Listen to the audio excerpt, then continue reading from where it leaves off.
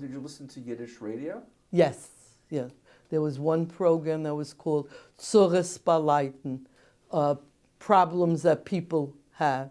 And people would call in with their problems, and whoever was the narrator would try to answer it.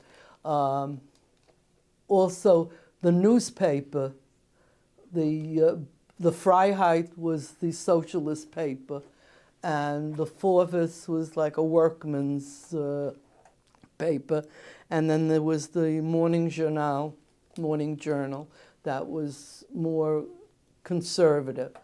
And my father used to love to read the want ads, and he would read me the want ads where they were advertising their daughter for marriage. And he would say, if you're not married by the time you're 25, I'm going to put an ad in the paper here for you.